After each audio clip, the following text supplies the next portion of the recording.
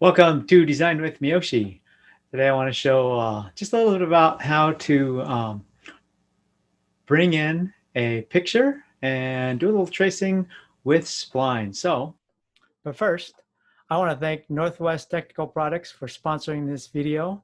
If you are part of an educational institution in Washington, Alaska, Oregon, Idaho, or Montana, contact Northwest Technical Products for all your SolidWorks and other technical needs. Thanks, Andrew, and all the crew at Northwest Technical Products. We'll just start out with a new part. And this is a nice little trick.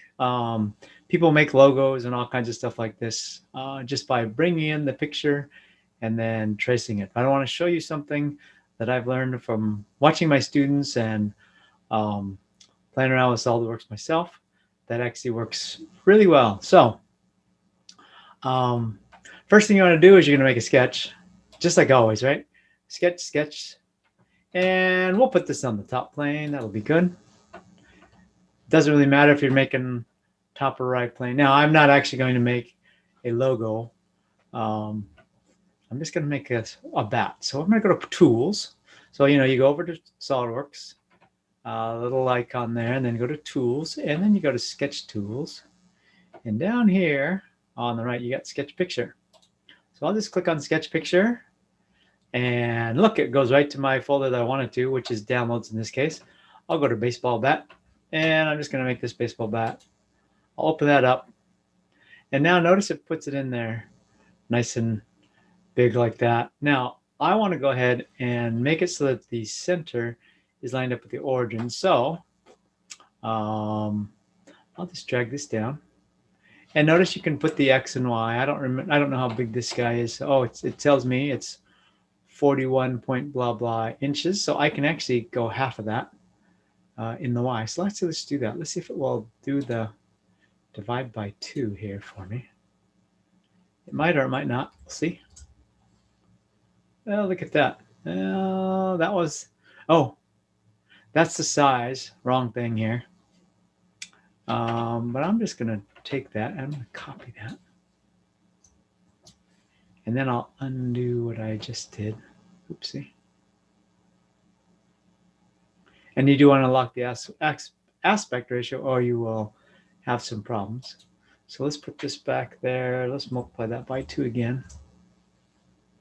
And then we'll change the Y to be what I had copied just a minute ago. All right. So that moves, oops, I want negative. Put that negative in there. And that'll put it so that the center of my baseball bat is right on the origin. Not the center. The center of the picture, the left side of the picture is right on the origin. So I'll hit OK. And I can right click on this guy and oopsie. Actually, I'll just edit the sketch. And that's what I want. So when you do a sketch picture and you want to trace something, my suggestion is have the sketch on its own sketch. Then what you want to do is make a new sketch, and I'll make a new sketch. Nope, that went back to the old sketch. So let's go ahead and make sure I'm not in the sketch. So I'll just click out here. I'll do sketch. It'll ask me to do what plane I want it, and I want it on the same plane. I'll just do it on the top plane, just like I did the other one. And now what I'm going to do, I'll zoom in here a little bit. Let me pan this guy over a bit. Oops, that's zooming. And all I did is control and the middle mouse, or the wheel is the middle mouse button. And what I'm going to do is control middle mouse again, pan that over. I'm going to make a spline. Splines are right up here. And a spline is a nice curve. You can do lots of stuff. Now, one thing that people do, and you notice the help showing up there, is people put in lots of points, tend to put in lots of points. This is one of those cases where the old adage of less is more actually makes sense. You want to have as few spline points as you can. So I'm going to go ahead and start my spline on the origin. And I'll just make a point up here maybe. and a point here and there. And it looks kind of funky, I know. And we'll go here, and I want at the very tip lined up exactly with the other side, which is what that dashed line shows. So I will put it right there. Now, I will right click and select. That ends my spline. And notice it looks all funky, and that's okay. It doesn't really matter, because what you can do with the spline is you click on the spline and notice these little guys here. So you want, for instance, this line. You can change the influence of the tangent, which is this line here, the arrow with the line there.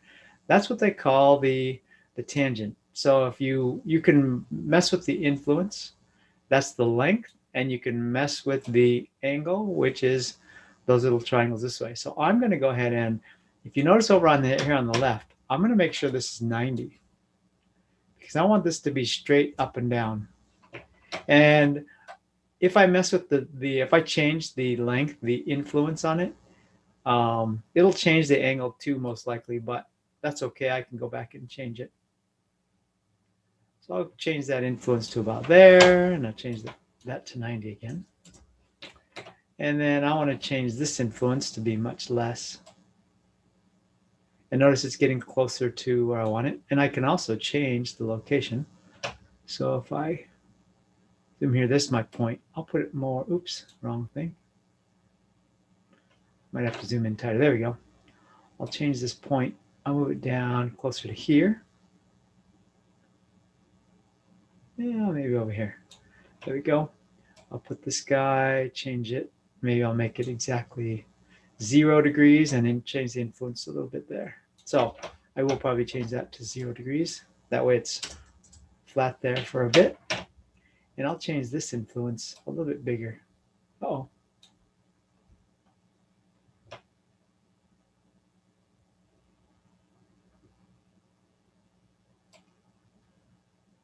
don't know why it's doing that, but that's okay. Something like that, that's all right. I'll move this point down here a little bit farther, and I'll change its influence as well. I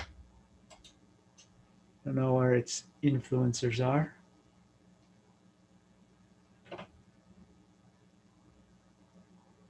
Well, that's just a point. It doesn't think that's a... Oops, no, I didn't want to make it. Don't want to do that. Delete that. All right. So, oh, there it is. Its influence is way down here. So let's change that influence down to be much less than that. Something more like that. Now, on this one, I may need to change this and have it.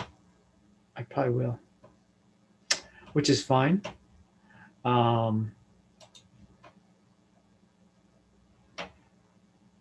want to change it. Right now, I'll just do this. Now, if I was probably doing this, instead of just kind of quick and dirty, I would end this spline here at this inflection point and then start a new spline. And that's probably what I should do. But I'm going to go ahead and actually, I will do that. Let's do that. Let's just trim that spline. So I'm going to make a line. And I'll make that line about here.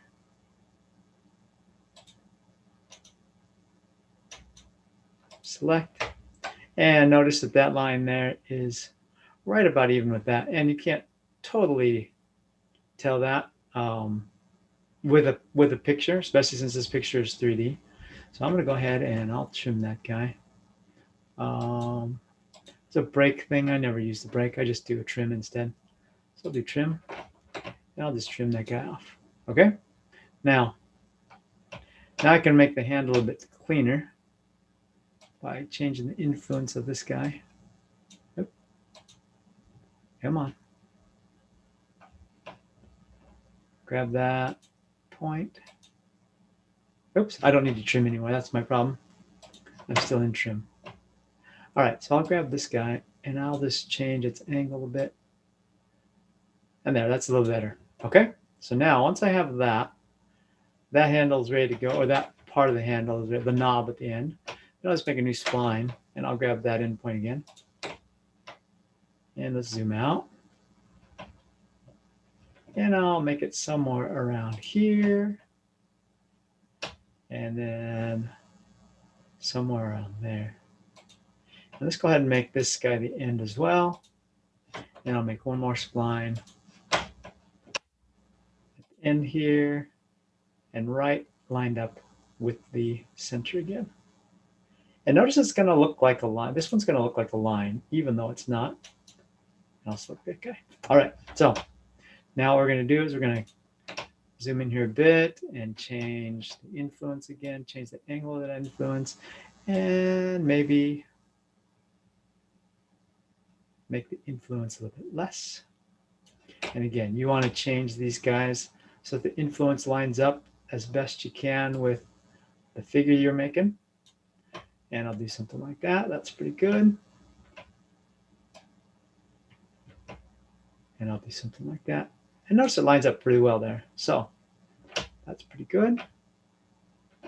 I'll move that point a little bit. Oops.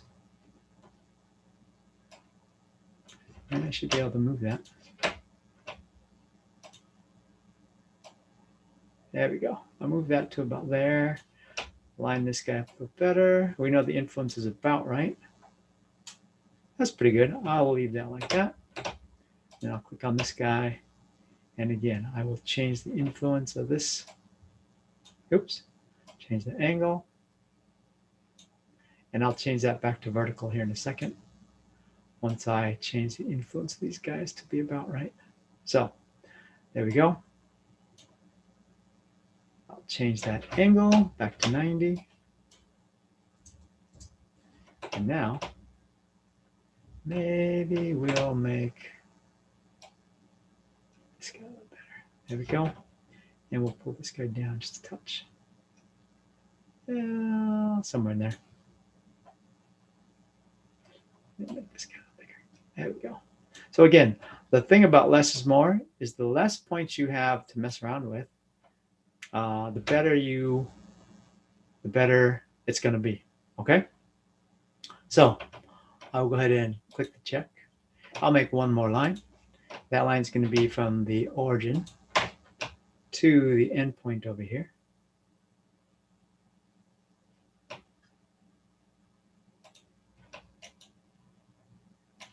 Right click and select. And now this guy is all ready to go. So once I have that done, I can go ahead and do a revolve. I'll just do features, and I will do, oops. Don't know why it's not going to do a, don't know why it's can't, oh, there it goes, revolve base, boss base. So I'll do revolve.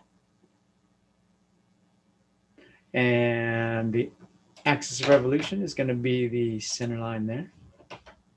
And we don't want it to be a thin feature. And the selected contour, that's going to be the spline here. There we go. Uh-oh. Don't know why that's not going to revolve. It should revolve just beautifully.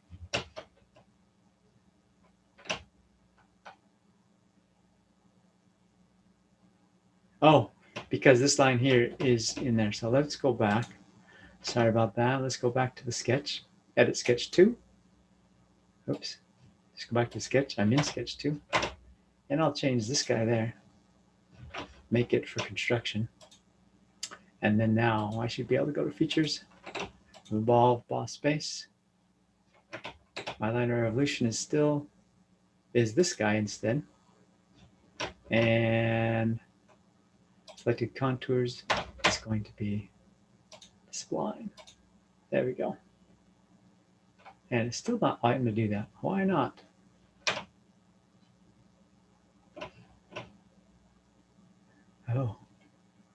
Oh, here we go. Here's a problem. It intersects with itself.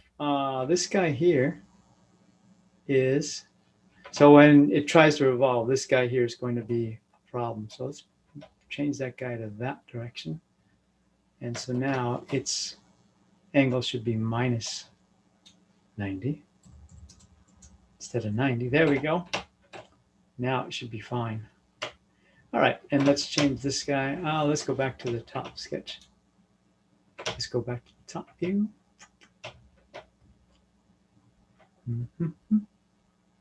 Oh, there we go. Let's go to the top view, the top plane, top view.